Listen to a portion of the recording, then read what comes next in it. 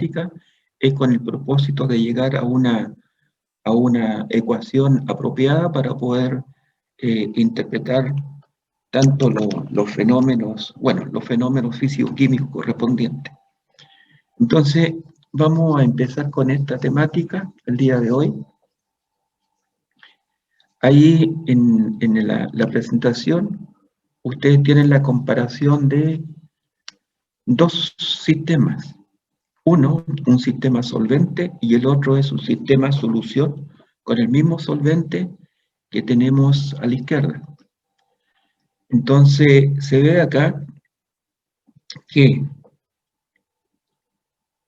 esto respecta entonces a dos componentes. Dos componentes, ¿cuáles son los dos componentes? Los dos componentes se ven en la solución. Por lo tanto, tenemos soluto y solvente. Pero hay que tener en cuenta también que podemos tener sistemas con 3, con 4, con 5 componentes, y eso también es lo que hay que analizar en este punto. Y cómo se comporta cada componente una vez que se está formando una mezcla.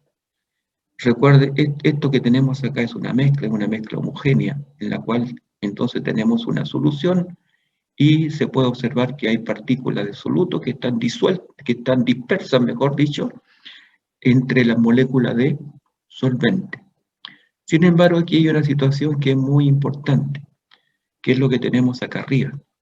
Esto que está acá arriba está representando el vapor que emite el solvente. Y aquí el vapor que emite el solvente.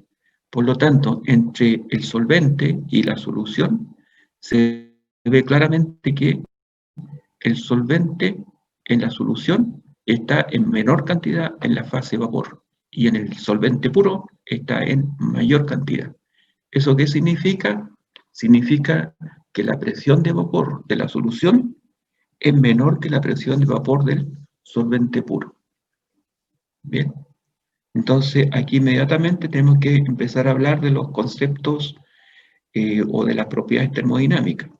¿Qué es lo que tenemos acá? La presión de vapor del solvente es menor que la presión de vapor del solvente puro, cuando está formando parte de una solución. Entonces, a nivel de superficie, moléculas de solvente son reemplazadas por moléculas de soluto. Entonces, en la superficie va a haber menos solvente disponible para poder evaporarse. Es por eso entonces que la presión de vapor va a ser menor. Eso también se puede ver en el siguiente esquema. En este esquema que tenemos acá es simplemente la medición mediante un manómetro, como se puede observar. Entonces, ¿qué es lo que vemos acá? Que la presión de vapor del solvente, marcando hacia allá, marca una presión de vapor alta, pero aquí en la solución la presión de vapor es más baja. Por eso nos indica acá que la presión del solvente es mayor que la presión de la solución. Este esquema que tenemos acá lo vamos a llevar a fórmulas. ¿Qué significa todo esto? Entonces, antes de llevarlo a fórmula, vamos a aplicar algo que hemos revisado anteriormente, que es el diagrama de fases del agua. Pensemos solamente que en este caso estamos considerando como solvente el agua, que es el solvente más importante que tenemos. Entonces, la presión en función de la temperatura me da la posibilidad de poder tener el diagrama de fase del agua. ¿Cómo identifico yo qué es el diagrama de fase del agua? Por esta curva, ¿ya? Aunque ahí se vea recta, pero llamémoslo curva. Entonces, ¿qué es lo que se ve? Se ve que mientras va aumentando la temperatura, la presión va, mientras va aumentando la temperatura, la presión va. ¿Qué pasa con la presión? No, al revés la cosa, perdonen. Mientras va aumentando la presión, aquí hacia arriba, ¿qué es lo que ocurre con la temperatura? La temperatura disminuye. Bien, entonces este comportamiento que tenemos aquí es solamente para el agua. Para otros solventes es todo lo contrario, o para otras sustancias es todo lo contrario. Esta curva, que es la curva de fusión, está representada hacia allá, o sea, con una pendiente positiva. Y eso ya anteriormente se lo había explicado. Entonces, para una solución ahora, la gráfica es esa. ¿ya? Toda esta línea segmentada que está indicada acá representa la presión de vapor ahora de la solución. Y como vemos, la presión de vapor de la solución es menor que aquella del solvente. Y lo mismo aquí también disminuye la presión de vapor. ¿Por qué digo presión? Porque estoy hablando de esta presión que va a disminuir para la solución, tanto en la curva de fusión como en la curva de vaporización. De acuerdo a eso, tenemos un delta P. Ese delta P es el que hay que evaluar. Va a ser igual a qué. Y aquí es donde empiezan a aparecer los formulismos matemáticos. Pero hay que observar aquí, además, esta es la temperatura de ebullición del solvente puro. Y en la gráfica se puede observar que la temperatura de ebullición de la solución va a ser mayor que la del solvente puro. Esta es la temperatura de fusión del solvente puro y se observa ahora que la temperatura de fusión de la solución es menor que aquella del solvente puro. Por lo tanto, ahí tenemos unos cambios de temperatura, un delta T sub F, ¿ya?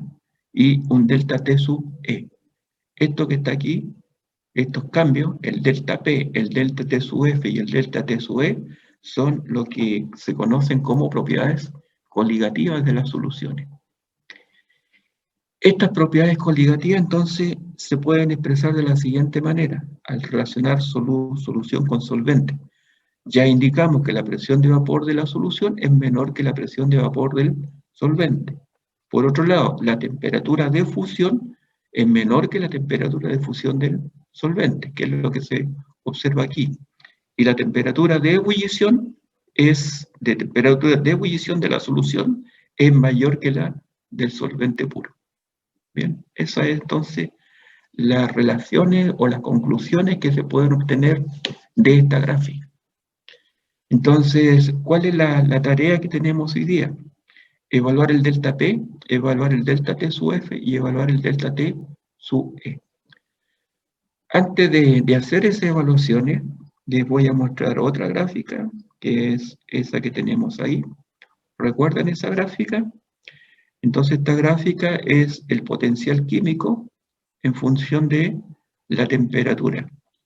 Y tanto aplicado para la fase sólida, para la fase líquida y para la fase gaseosa. En la prueba yo podría pedir la interpretación de gráfica, y eso es lo que le indicaba recién. Entonces ahí tenemos las curvas correspondientes al delta mu, delta T, para el gas, para el sólido y para el líquido que determinan su valor dependiente. Entonces, anteriormente también habíamos señalado que esto corresponde a la temperatura de fusión y esto otro corresponde a la temperatura de ebullición. Y acá tenemos en esta misma gráfica que representar el potencial químico de la solución. Cuando una solución se forma con mucha facilidad, es decir, el soluto se disuelve fácilmente en el agua, es porque su energía de Gibbs disminuye. Está disminuyendo entonces la energía de Gibbs molar, si lo tomamos en función de propiedad intensiva.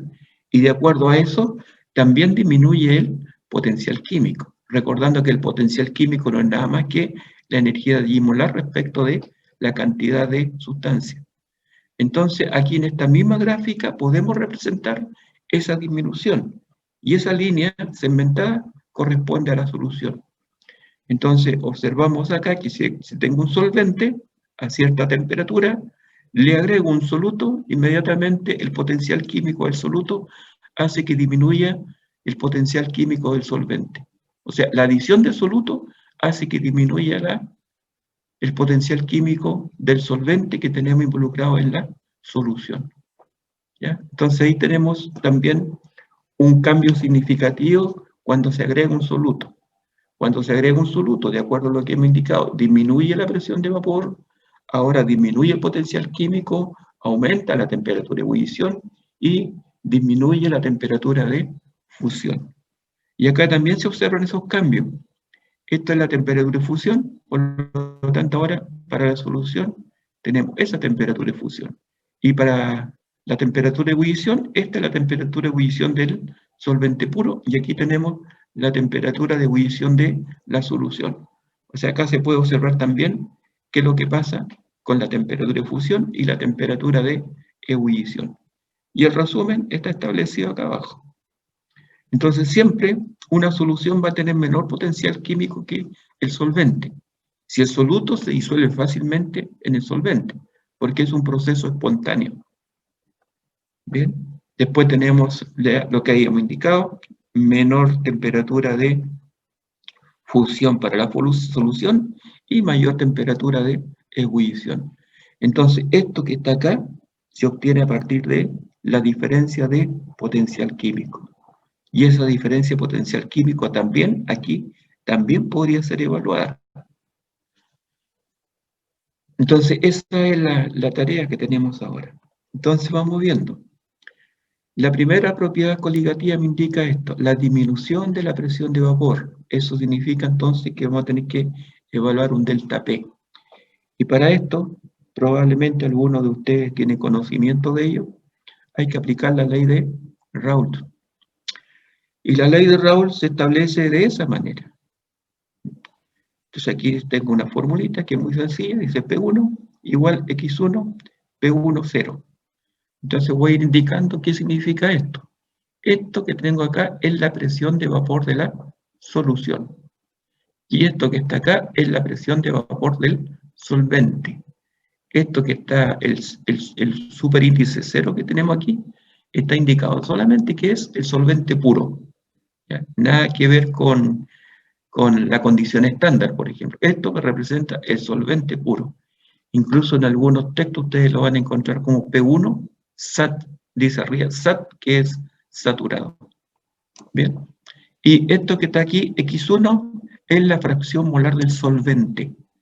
Entonces, el solvente se identifica con el número 1. Y si tengo un soluto agregado a este solvente, se representa con X2, o sea, la fracción molar del solvente, y X2 es la fracción molar del soluto, que también lo vamos a aplicar acá. Entonces, esta es la ley de Raoult, basta con observar esto. Entonces, como acá tengo una presión de vapor del solvente puro y tengo una fracción molar del solvente puro, la fracción molar, ustedes saben perfectamente bien que es menor que 1, por lo tanto la presión de vapor disminuye a esta, que es la presión de vapor de la solución.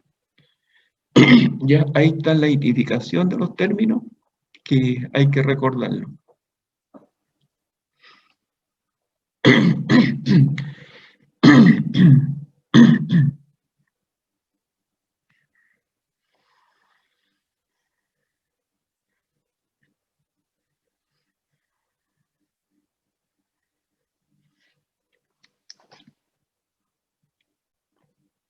Ok, ahora, aplicando la ley de Raoult para el delta P. Entonces aquí tengo la presión de vapor del solvente puro menos la presión de vapor de la solución, que nos da la diferencia de presión. Aquí voy a hacer sustituciones. ¿Qué es lo que sustituyo primero? Sustituyo la presión de vapor de la solución, que es lo que estaba planteado en un principio en la ley de Raoult, que P es igual a X1, P1, 0. Bien, entonces ahí tengo solamente la sustitución respecto de la fracción molar. Aquí inmediatamente factorizo en función de P1, 0, y me queda entre paréntesis 1 menos X1. Y este 1 menos X1, aquí corresponde 1 menos la fracción molar del solvente, va a ser igual a la fracción molar del soluto. Por lo tanto, el delta P se puede evaluar multiplicando solamente la presión de vapor del solvente puro por la fracción molar del soluto. Bien, y eso es también la aplicación de la ley de Raoult.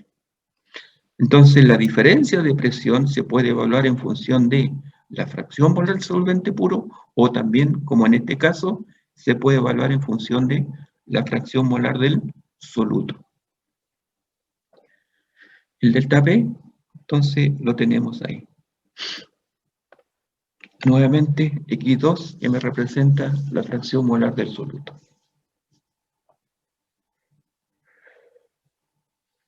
Como pueden ver, son relaciones bastante sencillas que aplicar, pero en un momento nos vamos a complicar un poquito, pero solamente para poder identificar algunas curvas o algunas gráficas respecto de lo que significa la aplicación de la ley de Raoult. La otra propiedad coligativa, la elevación de la temperatura de ebullición, la vamos a identificar como delta T sub E. Bien, aquí solamente vamos a hablar en función de la temperatura en grados centígrados, así que no hay ningún problema con lo que sea la temperatura Kelvin. Tal como indicamos recién, la diferencia de la temperatura de ebullición tiene que ser dada por la temperatura de ebullición de la solución, que es la mayor respecto de la temperatura de ebullición del solvente. Y ahí tenemos el delta T. Pero el delta T se tiene que evaluar entonces de alguna otra forma. La temperatura de la solución va a ser entonces la temperatura del solvente más el delta T, que se cuantifica por efecto solamente de una medición experimental. Se mide la temperatura inicial. Por ejemplo, en este caso, ustedes podrían plantearse la aplicación de esto cuando en una de las prácticas del laboratorio yo le indiqué que había que disolver nitrato de amonio en agua. Entonces ustedes tienen una temperatura ahí, tienen una temperatura que es de una temperatura que es la temperatura del solvente, la temperatura inicial, y después por efecto de un calentamiento se obtiene la temperatura de el calentamiento que se produce por efecto de formar la solución, se obtiene la temperatura de ebullición de la solución, o la temperatura de la solución. Y esa diferencia entre la temperatura del solvente y la temperatura de la solución le da el delta T correspondiente que tenemos ahí. Ahora, ¿cómo se evalúa teóricamente? Aquí tenemos varios términos. Entonces, el delta T sub E, que es la diferencia de la temperatura de ebullición, va a ser igual a R. Como acá tengo indicado el delta H de vaporización, el R tiene que estar expresado en unidad Joule, al igual que el delta H de vaporización. Aquí está la temperatura de ebullición la temperatura de ebullición del solvente en unidad Kelvin elevado al cuadrado. M1 es algo respecto al solvente, es la masa molar del solvente. Y M2 representa lo que se conoce como la concentración molar del soluto en la solución. Esta es la concentración molar. Entonces aquí hay que recurrir a la concentración molar, hay que tener conocimiento qué es la concentración molar para poder evaluar esta diferencia de temperatura. Aquí nos aparece lo siguiente, M2 está identificado acá. Y esta constante va a ser entonces igual a ¿qué? A RT cuadrado por M dividido por el delta H de vaporización. Todo esto que está acá es entonces la constante que se denomina ebullioscópica o la constante del aumento de la temperatura de ebullición. Entonces, esta constante está dada en función de valores constantes, que es el valor de R, la temperatura, la cual se identifica, en este caso, la temperatura de ebullición de un solvente. Por ejemplo, en el caso del agua tendría que ser 373 Kelvin, aquí la masa molar del agua, y aquí en este otro caso sería el delta H de vaporización del agua. O sea, todos valores constantes. Y todos esos valores constantes dan como resultado una constante que es la constante ebullioscópica.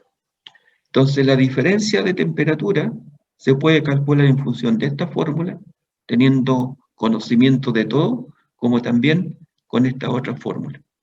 En algunos problemas, en un momento, si ustedes no tienen la constante ebullioscópica y se le indican estas otras propiedades, perfectamente bien con la temperatura, la masa molar y el delta H de vaporización del solvente correspondiente, pueden evaluar la constante ebullioscópica de un líquido. La constante bulloscópica es única para cada solvente. Si le hablo entonces del agua, tiene su constante bulloscópica. Si le indico el benceno, tiene su constante bulloscópica. Y entonces esa se puede evaluar de acuerdo a los términos que están dados ahí. Ahí está indicado entonces qué es lo que significa la constante bulloscópica. RT cuadrado, masa molar, dividido por el delta H de vaporización. Y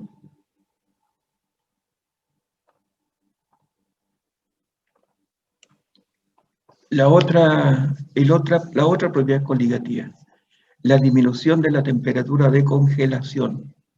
¿Ya? Ahí dice temperatura de fusión.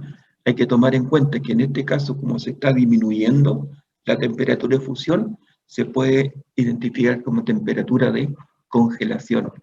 Es decir, una solución congela a una temperatura más baja que un solvente. La relación es esa. Aquí tenemos que, para poder tener el delta T, la temperatura del solvente, temperatura de fusión del solvente es mayor que la temperatura de solución. Vuelvo a insistirle, si suena como extraño hablar de la temperatura de fusión, aquí tendríamos que, por efecto de la disminución de la temperatura, es más lógico hablar de la temperatura de congelación. Y tenemos entonces esa relación. Y observemos que para poder evaluar la diferencia de la temperatura de congelación es exactamente lo mismo que cuando se evalúa la temperatura de ebullición. Tenemos el RT, pero aquí tenemos la temperatura de fusión. Para el caso del agua tendríamos 273 Kelvin, que corresponde también a la temperatura de congelación, como lo indiqué. El delta H fusión, si lo hablamos como congelación, tendríamos que hablar el signo contrario. Pero aquí la constante no puede ser negativa, por lo tanto usamos el delta H fusión que está tabulado. Y la masa molar del solvente. Y nuevamente aquí tenemos el concepto de concentración. Entonces, de esa manera, al igual que la constante bulloscópica, se evalúa la constante crioscópica. Caso F es la constante crioscópica, o la constante de disminución de la temperatura de congelación. Jóvenes, ¿hasta ahí alguna duda? Profe, yo tengo una duda. El tema del delta H de fusión dijo que si estaba con negativo lo usamos con positivo, No. Ahí ¿no? ahí se tiene que usar tal cual el valor del delta H fusión. ¿Ya? Porque como le hablo de congelación, cuando nosotros tratamos problemas de congelación anteriormente, en la curva de calentamiento, por ejemplo, que se usa el delta H de fusión, pero en la curva de enfriamiento se usa este mismo valor, pero con signo negativo. ¿Ya? En la curva de calentamiento. Para poder evaluar la constante crioscopia, como está acá, se usa tal cual nos indica el delta H de fusión. O sea, con signo positivo. ¿Bien? Sí, ¿Se profe, sí, entendió? ya entendí. ¿Ya? Porque la constante tiene que ser positiva. Si usted coloca aquí el delta H negativo, le da una constante negativa, que eso es ilógico respecto a lo que es la constante crioscópica correspondiente.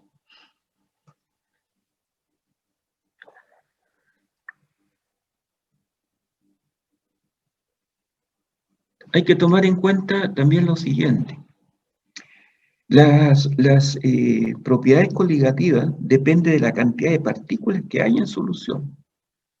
Entonces, cuando tengo un no electrolito, la cantidad de partículas va a estar dada por la concentración molar de la solución o la concentración molar de la solución. Bien. Acá también ustedes tienen que aplicar el hecho de que se les puede indicar una concentración molar, pero para poder tratar las propiedades coligativas hay que hacer uso de las concentraciones molares. Por lo tanto, tendrán que ver la forma como poder transformar una concentración molar a molar, o molar a molar, y eso anteriormente tienen que haberlo estudiado. ¿Ya? El término que hay que aplicar para poder hacer estas transformaciones es la densidad de la solución. Entonces, para soluciones de electrolitos, ¿qué es lo que sucede en los electrolitos? Los electrolitos se disocian.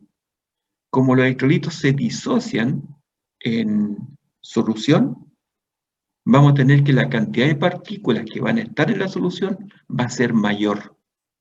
Por ejemplo, una solución de cloruro de sodio, ¿ya? Si decimos 1 molal de cloruro de sodio, vamos a tener 1 molal de cloruro de sodio, pero a su vez vamos a tener 1 molal de ion sodio y 1 molal de ion cloruro.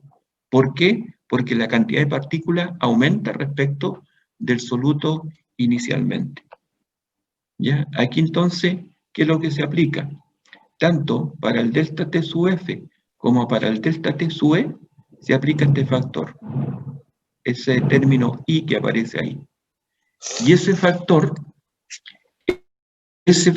depende de la disociación. Ese factor se denomina factor de Van 't Hoff, que en este caso yo lo voy a aplicar mediante una tabla de datos para el cloruro de sodio y van a observar qué es lo que va ocurriendo con ese factor de Van 't Hoff. Tenemos entonces aquí una tabla donde me expresa la concentración molar de cloruro de sodio respecto de la disminución de la temperatura de fusión y el factor de Van 't Hoff correspondiente de acuerdo con la disociación. Para una solución 0,10 molar, tenemos que la disminución de temperatura es 0,348 y el factor de Van 't Hoff es 1,87.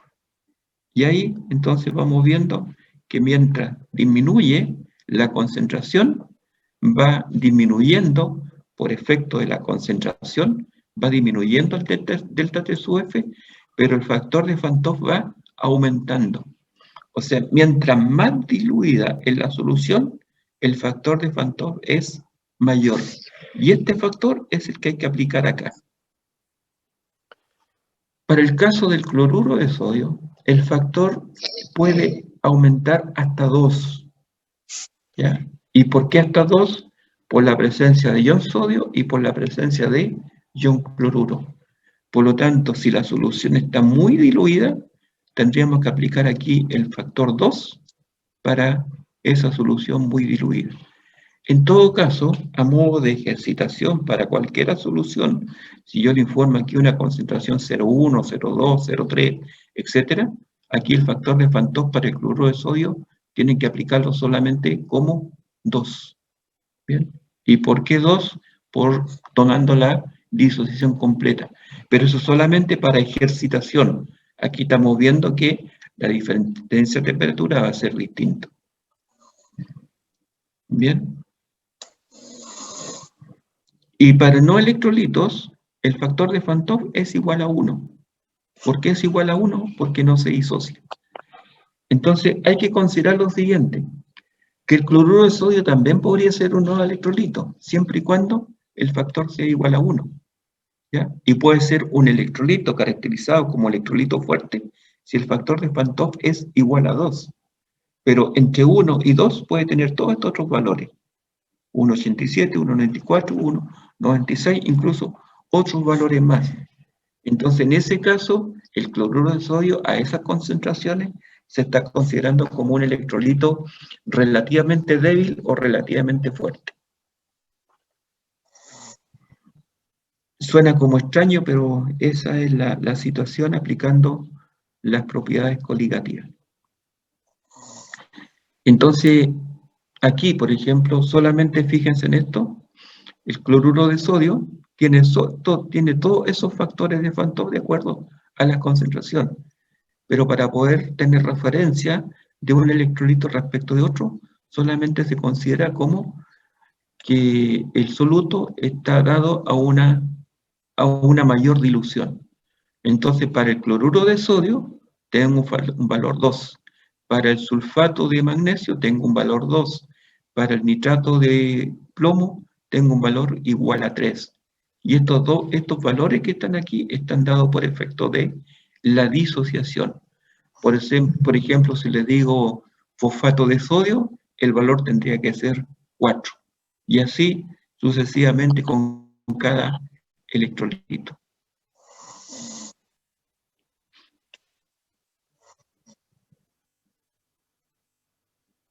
¿Alguna duda?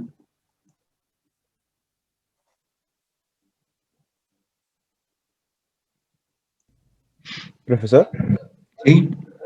a diferentes molalidades, el ¿Sí? factor es diferente, ¿verdad? ¿Cómo? A diferentes molalidades, el factor de Van Hoff es diferente, es igual. Es distinto. A cada molalidad va a tener un valor distinto. ¿Ya? ¿Qué es lo que se observa acá? Por ejemplo, tomemos como referencia el nitrato de plomo. Entonces aquí es una concentración. 1 molar es 1,31. A 0,10 molar es 2,13. A 0,010 molar es 2,63. Vamos cambiando las concentraciones y va cambiando el factor de Van 't Hoff. Ah, ¿Bien? ya, gracias.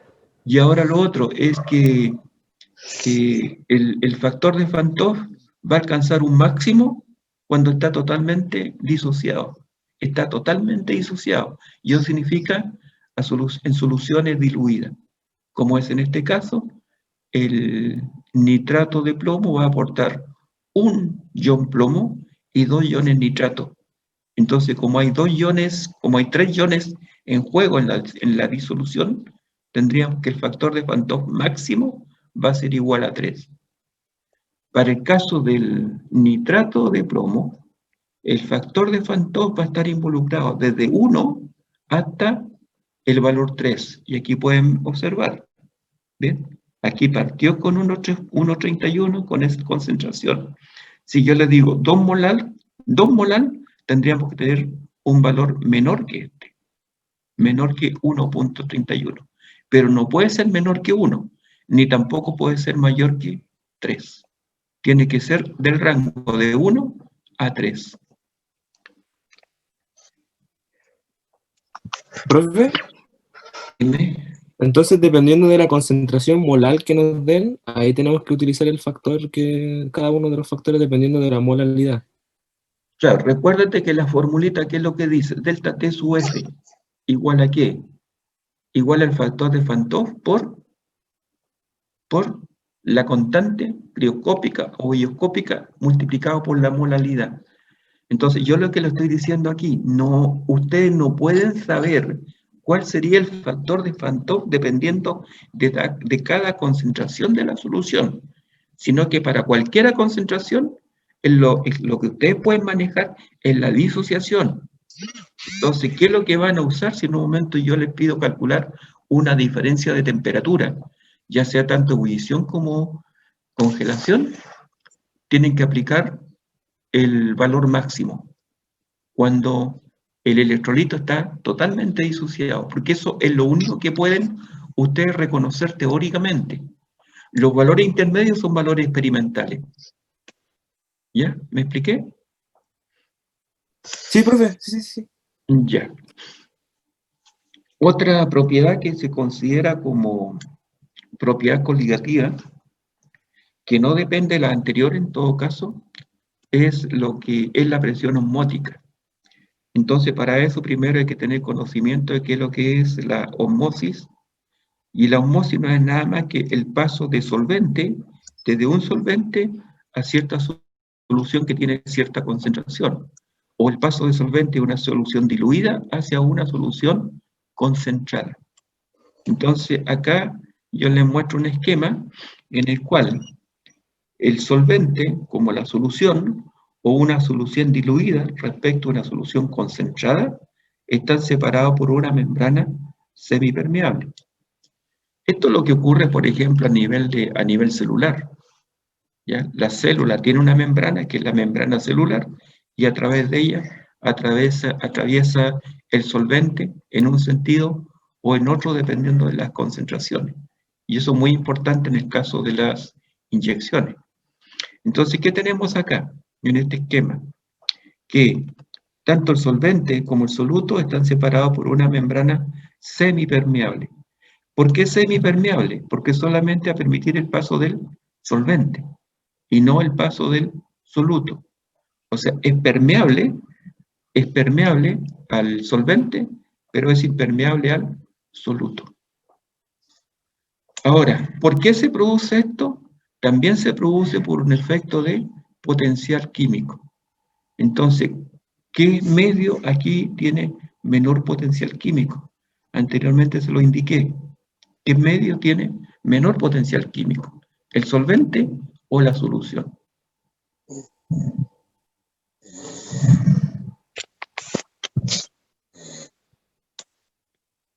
¿Quién tiene encendido el micrófono? ¿La solución? La solución. ¿Es así? Entonces, ¿qué significa eso? Que el solvente va a pasar fácilmente a la solución, en forma espontánea.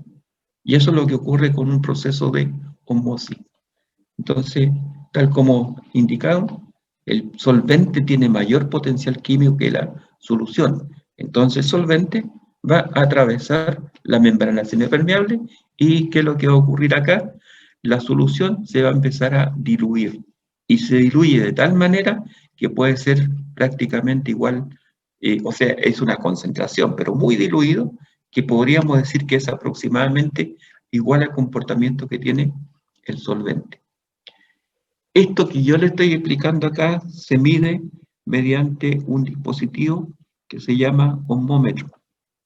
Aquí para terminar esto, entonces en el compartimento del solvente va a disminuir el volumen y esto va a significar que el volumen en el compartimento de la solución tendría que aumentar. Por lo tanto, esta solución de cierta concentración empieza a diluir. Lo mismo si tengo una solución aquí diluida respecto de una concentrada. Entonces pasará tanto solvente hacia la solución concentrada con tal de que ambas soluciones tengan la misma concentración. Bien. Entonces ahora vemos lo siguiente. ¿Cómo se mide la presión osmótica? La presión osmótica se mide mediante un dispositivo que se llama osmómetro. ¿Cuál es la situación que le indiqué recién? El paso de solvente hacia la solución. Por lo tanto, aquí empieza a disminuir el volumen de la solución y aquí empieza a aumentar, perdón, del solvente, y aquí empieza a aumentar el volumen de la solución. Y acá hay un efecto de presión, ¿ya? Aquí inmediatamente influye la presión osmótica, tanto en el capilar del solvente como en el capilar de la solución. Y esa presión determina una diferencia de presión. Por efecto, entonces, del paso del solvente, tenemos ese cambio en el volumen y hay un efecto de presión, como le indiqué. Entonces, esta presión se relaciona con respecto a otra presión y aquí podemos decir una presión 1, una presión 2, pero aquí solamente se identifica como P y P0, aunque esto no tiene que ser realmente un bar, ¿ya? Sino que solamente para indicar presiones distintas. Y comparativamente siempre se hacen las relaciones con respecto a P0. Y la diferencia de presión es la que se llama la presión osmótica. Perdón, sí, la presión osmótica, que no es nada más que la presión hidrostática por efecto del flujo de solvente en estos capilares. Eso determina la presión osmótica, ¿ya? Y la presión osmótica se evalúa en función de la presión que está referida al solvente menos la presión que está referida a la solución. Bien, y con eso tenemos entonces la presión osmótica. La presión osmótica, para poder llegar a un formulismo apropiado, tiene una serie de aplicaciones matemáticas que yo no lo voy a llevar a cabo acá, sino que solamente indicarle que la presión osmótica se evalúa en base, en base a la cantidad de soluto que hay en la solución, que en el fondo, ¿qué significa? El N2, que es la cantidad de soluto, dividido por el volumen. Al dividir N2 por el volumen me da la concentración molar. Por lo tanto, ¿qué voy a tener? La presión osmótica va a ser igual a la concentración por RT. Y con eso se evalúa la presión osmótica de una solución. Y aquí la presión osmótica está dada en función de la fracción molar, que es exactamente la misma relación. Por lo tanto, estas dos formulitas que están acá son equivalentes entre sí.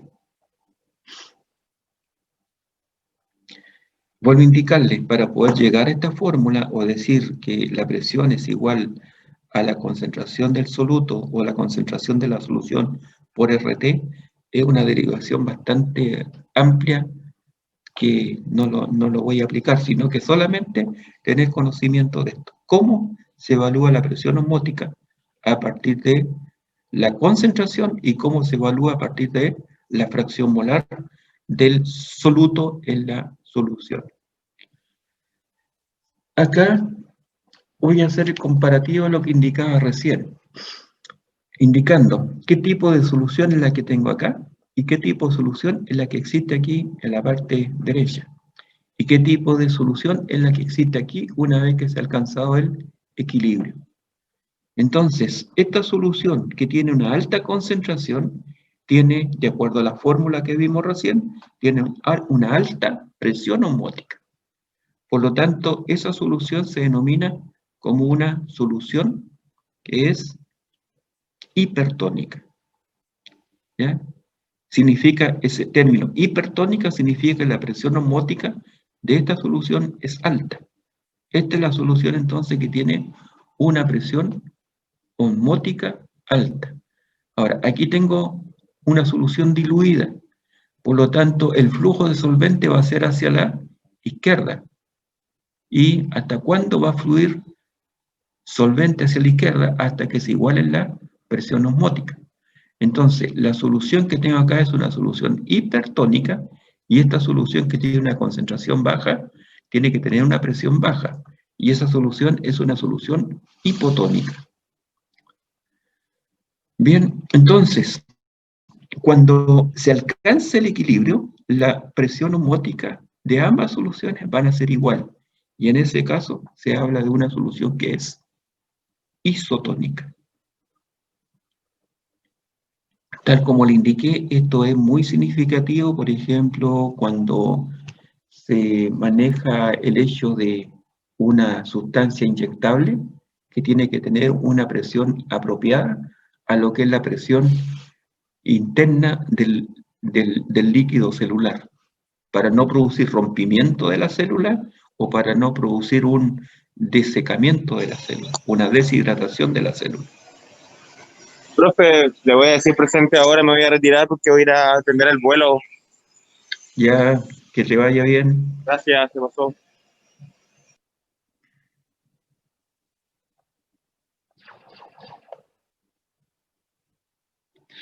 Veamos lo siguiente. ¿Cuándo se aplica la presión osmótica? La presión osmótica se aplica para poder evaluar masas molares de moléculas. Incluso le puedo señalar que hay muchas moléculas, tanto biomoléculas como polímeros, u otras moléculas de masas molares muy grandes, que se han identificado o se han evaluado sus propiedades con respecto a la aplicación de la presión osmótica. Aquí tengo, al decir biomoléculas, pueden hablar ustedes de, no sé, pues de proteínas, perdón, de aminoácidos, proteínas, etc. Otra aplicación más es la desalinización del agua de mar. En algunos países se aplica la osmosis para poder obtener agua potable a partir del agua de mar. Estudio de los fluidos en sistemas vivos, que es lo que le indicaba recién. O sea, qué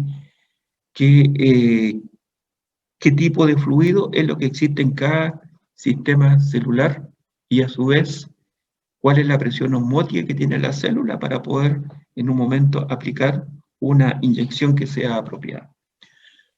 Bien, vamos a ver aquí la aplicación de la ley de Raoult. Mediante esta gráfica. Veamos primero esta gráfica. ¿Qué nos dice? Acá nos va señalando que hacia la derecha aumenta la fracción molar del tolueno. Hacia la izquierda aumenta la fracción molar del benceno. Por lo tanto, acá, en este punto, vamos a tener benceno puro, o sea, solamente benceno. Y acá en este otro punto vamos a tener solamente tolueno. Como aquí tengo tolueno, ahí está ubicada la presión de vapor del tolueno, presión de vapor puro. Ahí tengo un valor, 31 milímetros de mercurio o 31 torr. Acá, en este otro caso, nos está indicando cuál es la presión de vapor del benceno, 96 milímetros de mercurio o 96 torr. Bien, entonces, una primera pregunta que se puede establecer acá, ¿cuál de los dos líquidos es más volátil? Entonces aquí tenemos que ver la presión de vapor con la volatilidad. ¿Cuál tendrá que ser más volátil? Aquel que aporte mayor vapor. Y el que aporta mayor vapor es el que va a tener mayor presión de vapor. Por lo tanto, el líquido más volátil, de acuerdo a estos dos líquidos que tenemos acá, es el benceno respecto del tolueno. Y cualquier mezcla entre benceno y tolueno, de acuerdo a estas fracciones molares, tendrá que tener una presión de vapor entre 96 milímetros y 31 milímetros. Y esa presión de vapor de las soluciones o de las mezclas estarían representadas mediante esta recta de color verde. La recta de color rojo me está indicando entonces la presión de vapor del tolueno y la de color azul la presión de vapor del benceno. Las presiones de vapor aquí son aditivas. ¿Qué significa esto? Que la presión de vapor del tolueno, si se lo sumamos a la presión de vapor del benceno, me va a dar la presión de vapor de la solución. Bien, por lo tanto vamos a tener que la presión total va a ser igual a la presión de vapor de un líquido más la presión de vapor del otro líquido aplicando la ley de Raoult. Entonces, para ello tenemos lo siguiente. La presión de vapor de la solución va a ser igual a la presión de vapor del tolueno, que estaría representada acá, más la presión de vapor del benceno, pero sí considerando que esta presión tendría que estar dada por la fracción molar del tolueno y su presión de vapor pura. Y aquí estaría la fracción molar del benceno por su presión de vapor pura. Y eso tendrá que darnos entonces la presión de la solución. Para que se entienda esto, aquí mismo en la gráfica, entonces, vamos a aplicar lo que yo le he indicado. Pero primero recurramos a esto. La presión de la solución aquí la voy a identificar como presión total para cualquier sistema. La presión del tolueno, la presión de vapor de un solvente 1 y P2, un solvente 2, que aquí están representados por tolueno y benceno. Pero solamente voy a aplicar aquí P1 y P2. Entonces, la presión de vapor en la solución del solvente 1 va a ser igual a su fracción por la presión pura. Y la del solvente 2 tendríamos la fracción molar de 2 por la presión de vapor del solvente puro. Aquí nuevamente voy a hacer ciertos ordenamientos matemáticos. X2, ¿qué es lo que es? Es 1 menos X1. ¿Ya? De acuerdo a la suma de las fracciones molares. Me quedaría entonces X2 igual 1 menos X1. Multiplico acá por la presión de vapor 2.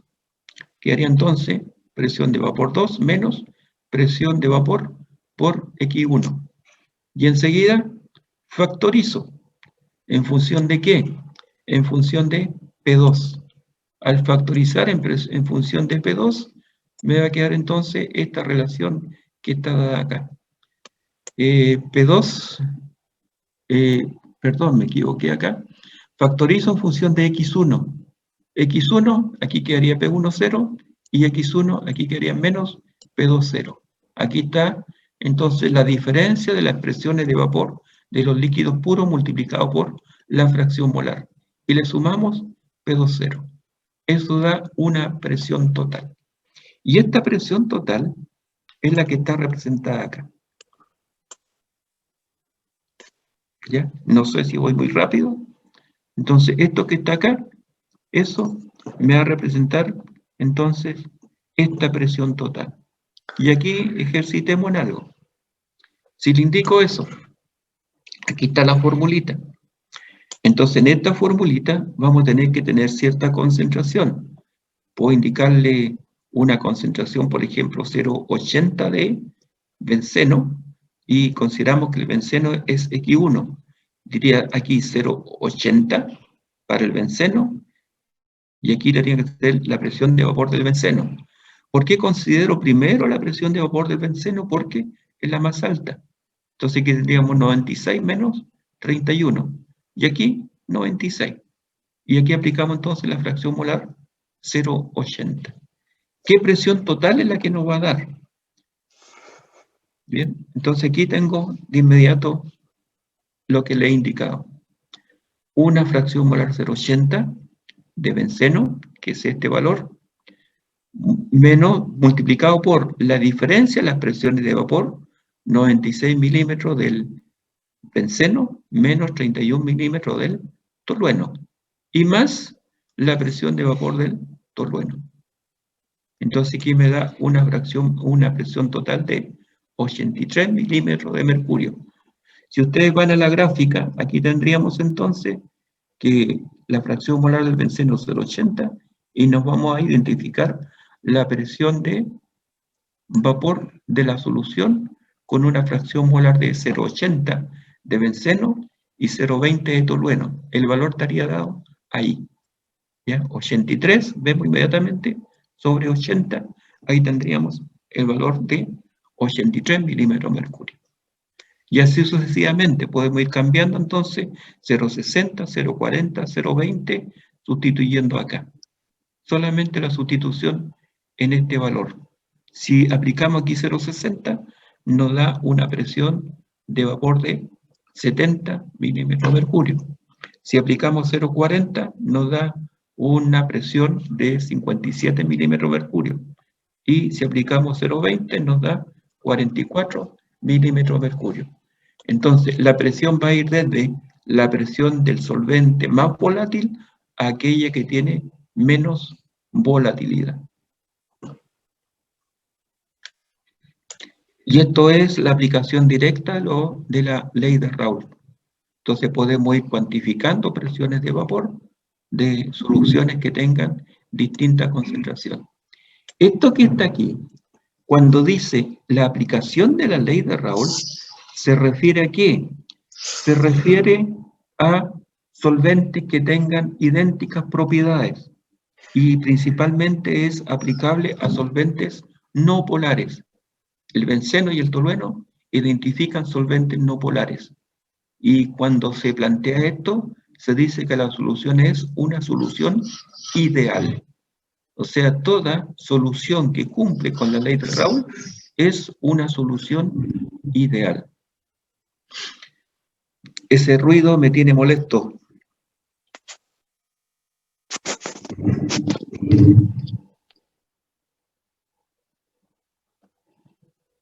Entonces, esa formulita que se obtuvo para poder evaluar la presión total de la solución representa en una gráfica esto.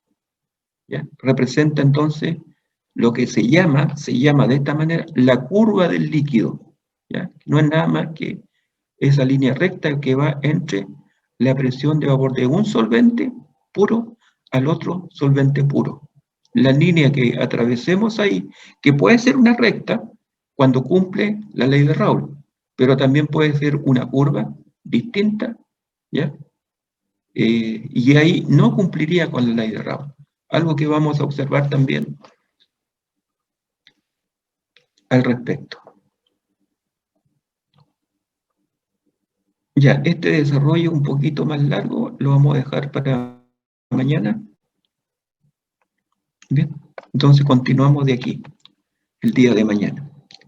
Y dejamos el tema hasta acá.